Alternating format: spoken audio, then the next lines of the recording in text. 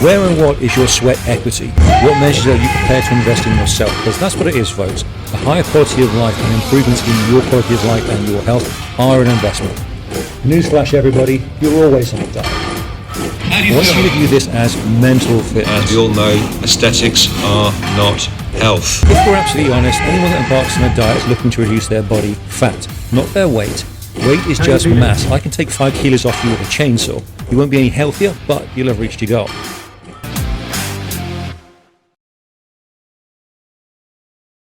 Hello, welcome to the Fitness Without Filter podcast. This is Richard Palfrey, and it's another solo episode coming to you on the 12th of January. Now, up until this point, I've been putting out a midweek podcast on a Tuesday and a guest podcast on a Thursday, and we've changed this week to Wednesday and Friday. And the reason for that is, quite unlike most of the rest of the world, my part of the Middle East has, up until just the start of this month, had the start of its week on a Sunday and the last day of the working week on a Thursday. And now, historically, as of January, that has shifted one day to the right, and we now start on a Monday, finish on a Friday. So I've just aligned everything because I got a few DMs this morning to say, "Oi, where's your podcast?" So this is the weekly solo from myself, all right? So we're going to have a bit of a reflection today on the New Year goals that you might have set in place, and you made your resolution if you made one, and potentially offer some advice and help to those of you out there who maybe aren't seeing the start to the journey and the process that they would have liked. So first question of the podcast: how is your fitness and health experience going so far? Because granted, we're not even 2 weeks into the month yet, so maybe you haven't quite given things the time that they need to find a fit, or maybe you already know straight out the gates this is not for you, what you're doing right now. So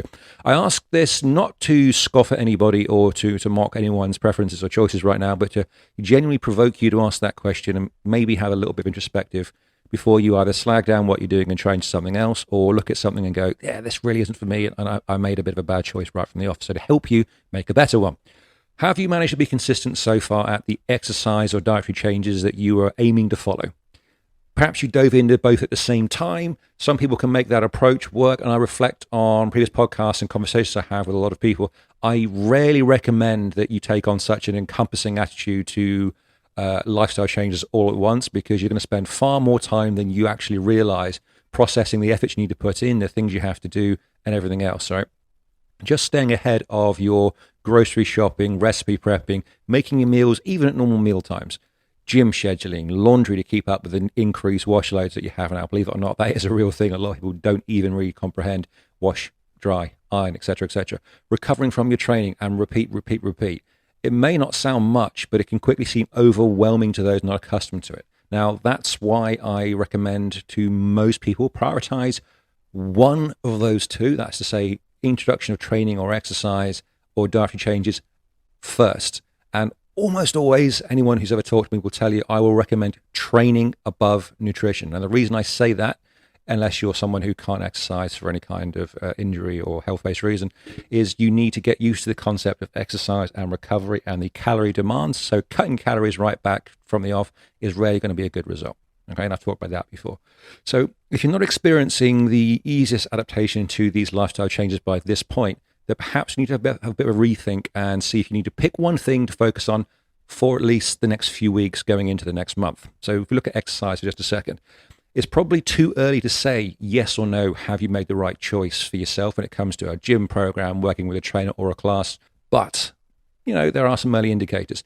If you have picked something you think is going to work for you, fantastic, awesome, keep it up, stick with it, and then reevaluate in 2, 3, 4 more weeks when you can go, okay, I did this for a period of time. Does it work for me? If it does, crack on, you're doing a good job. If not, then let's reflect on that. What do you do next? Did you begin something because you knew others were doing it, because it was the most popular brand or gym that's near you? Are you in the right place and doing something that you like? But perhaps it's not pushing you as much as you would like, or perhaps you feel like it's asking a bit too much of you at this point. So how do you go about dealing with that? What do you do? If it's the first instance, then ask yourself, have you given yourself long enough to see if it's going to work for you? If you think that you have, then look around for some good advice or something else that may be more suitable for you. If you are really into the training style of the trainer that you've got or the class that you're in, but maybe you feel like the intensity isn't suitable for you right now, there are a few things you should do, all right? Or you can do, I should say. If it's a class, then depending on the setup of the class structure and the genre of training, is it circuit, is it spin, et cetera, mention to the instructor or the person running the class that you may be struggling, and if they're any good at their job, they'll advise you on how to work within your own level within that class, how to just tweak the exercises and adjust the tempo, etc., etc.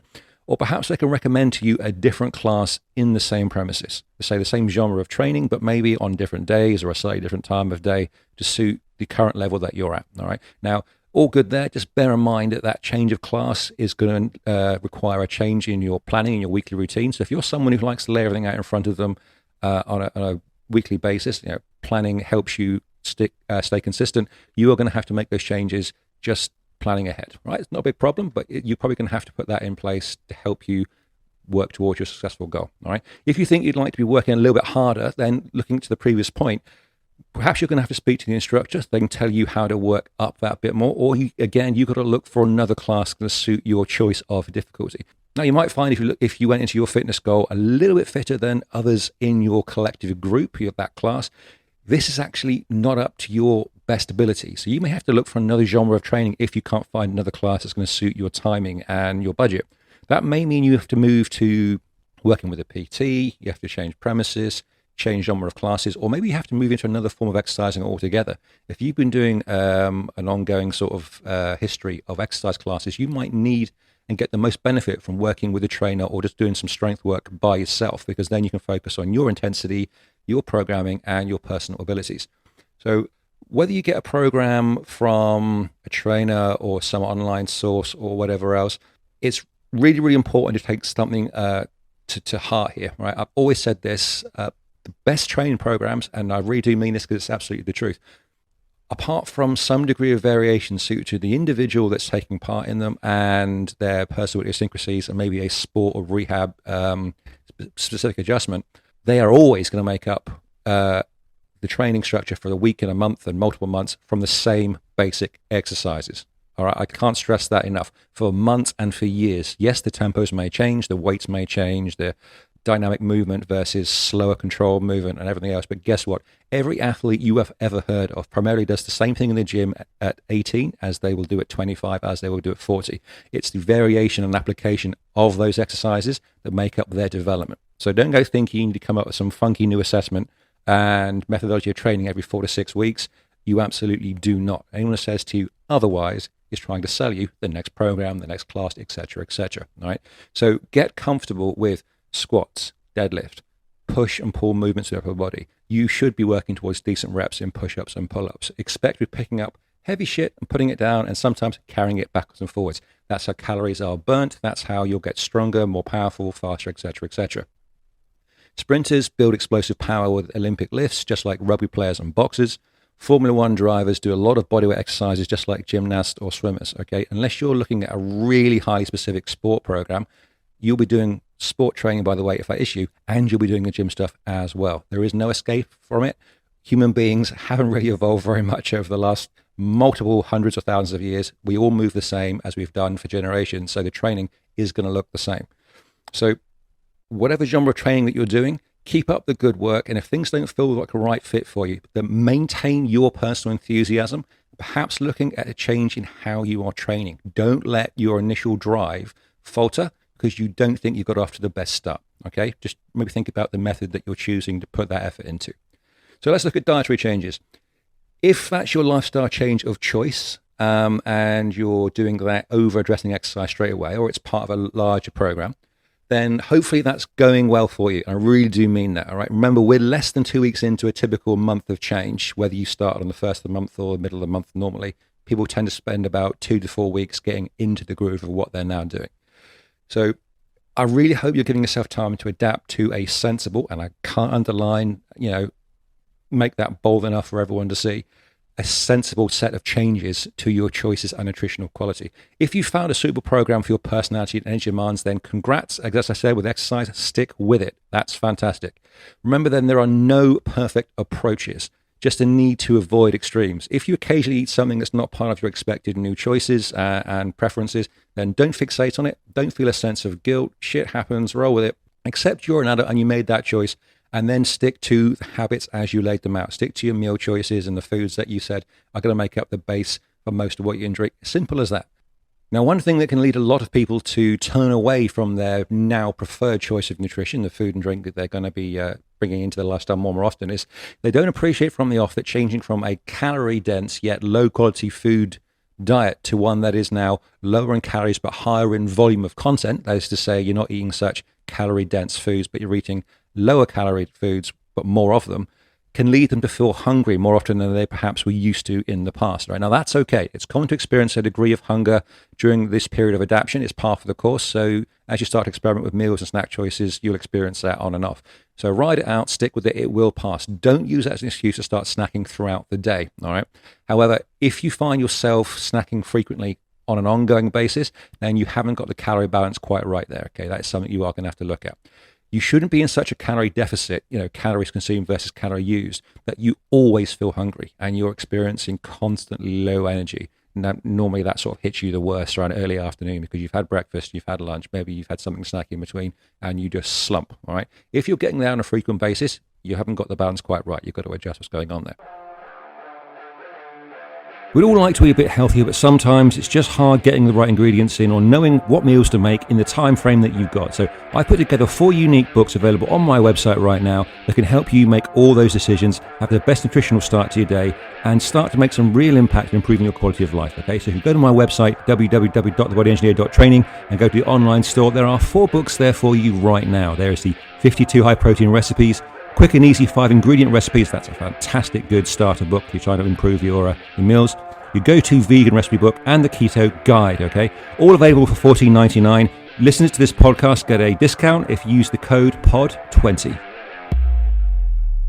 Now, if you are in that state, then you're probably doing something that's too harsh in its restriction and you're unaware of the energy demands of your lifestyle. So that's your normal daily life plus exercise plus recovery. So you're not eating enough to fuel yourself, and that's what it is you're going to have to adjust. In summary then, I posted recently on Instagram the following quote: "What you don't change, you choose." Okay, I can't remember where I heard or read it, but I couldn't agree with that succinct premise more. If you're embarking on some changes aimed at your quality of life through food choice, exercise, sport, or a combination of all of the above, fantastic. You are opting to take the proverbial bull by the horns, your attitude and choices being the bull in this case, and you're starting to implement changes for the betterment of your quality of life. Fantastic, great. Embrace experience and keep going. Okay, stick with it. Now, it's a hack phrase at this point, but I am just going to wrap up with this. Motivation, whether it's those fucking irritating quotes that are always on social media or someone waffling away to you at work or the things you see written on the walls in gyms and spas and everywhere else, motivation is not going to get you the success that you want, the objectives that you want to achieve, and the end result. Motivation is what is going to get you started for those first few sessions going to the gym.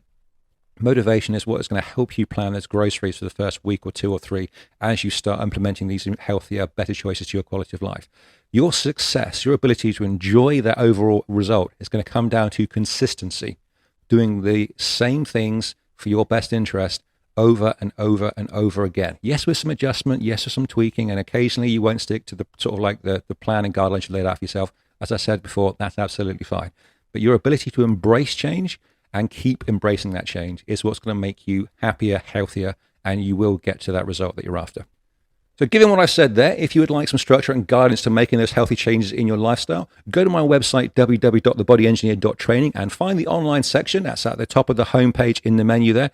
There is a whole load of content on there, even some free month-long training programs, but you can download and follow my program, Pathway to Health, Become Your Own Life Coach, where you'll be guided through sections to do with your lifestyle, exercise, and nutrition that will help you plan out your current lifestyle so you can look at everything there laid out in front of you and show you how to put into action all the changes and steps you need to build your own personal, unique pathway to a healthier life. Right? There are also my 4 of them, recipe books covering all kinds of avenues and genres of cooking and eating. There's the high protein recipe book, there's a vegan option, there's keto, there's one entire book entitled 5 ingredient or less recipes for all meals, all of which make you fully aware of the options for dairy intolerant, gluten intolerant, recipes that may contain nuts and everything else. Okay, there's some really high quality stuff there. And yes, it is the kind of things that I genuinely cook and eat at home.